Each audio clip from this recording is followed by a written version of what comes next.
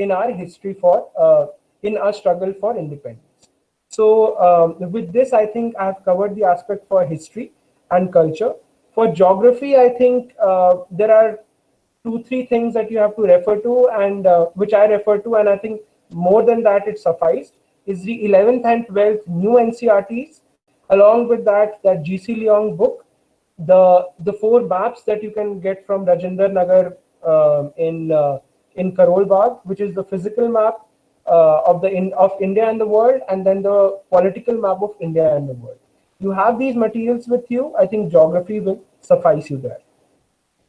For environment, now environment has become very important for civil services prelims, especially because it is now clubbed with the Indian Forest Service examination also.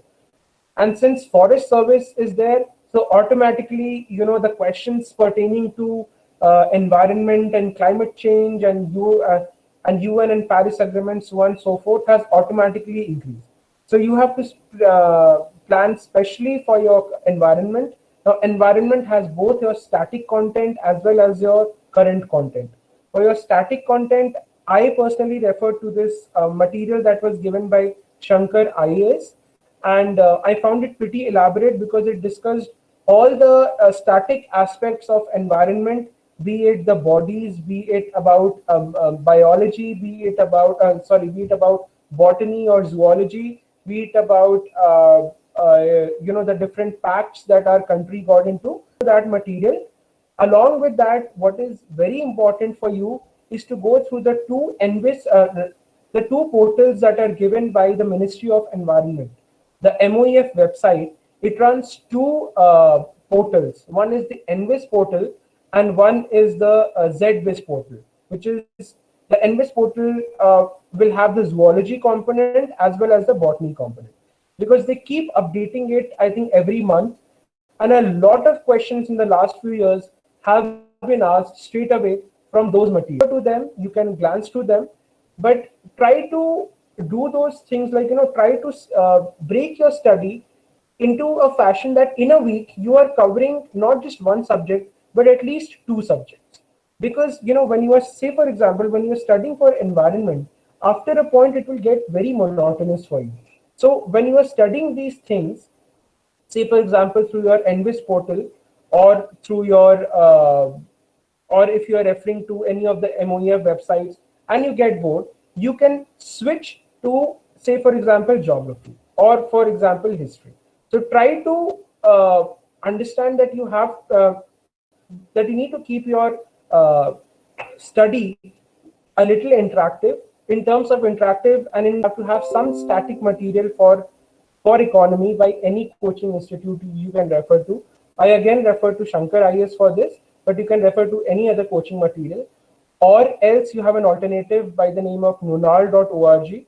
There are also a lot of what are their point of differences, and you will be able to better imbibe, you will be able to better appreciate the similarities and the differences between them, which also becomes often a topic. Some question will be asked wherein you will be asked to give a comparative analysis of the 2, and when you have read these together, you will be able to reproduce them better when you are finally writing the examination.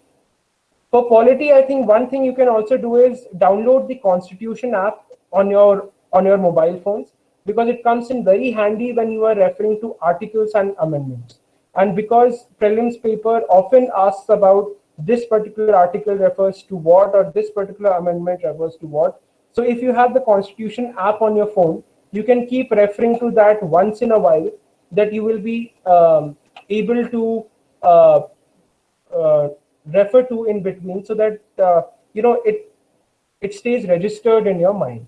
So get the Constitution app if possible. So that will take care of your polity.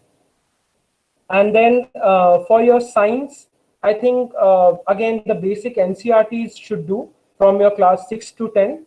Along with that, try to read through some of the day-to-day information that is given through these online coaching institutes. Like I referred to only one, that was Vision IAS, and with that sometimes Insights, so that when day-to-day you are reading on these topics, you will be able to understand that what are the current events in science that are happening. And you will see a pattern when you are going through the UPSC question papers. You will see a pattern in them. There will be questions more related to, say, glance to what all happened in that particular subject in the last 1 year. Because when you are going to write the prelims, you should know that you should have at least 1 year of 1 to 1.5 years of the past current affairs with you when you're going to write the examination. And so I think that covers my prelim strategy for your GS paper 1. And for GS paper 2, please do not ignore CSAT, because even though it is qualifying, a lot many aspirants have missed out because they ignored CSAT. So for CSAT, understand that there are three main aspects to CSAT. One is your maths portion, the other is your English portion, and the third is your logical reasoning portion. So for your logical reasoning and your English, I think somewhere down the line, your newspaper reading is going to help you. Because when questions come on critical analysis of a particular passage, if you're able to understand the editorials of Indian Express or the Hindu, you will be able to solve those questions pretty well. For your maths and for your LR, try to catch hold of this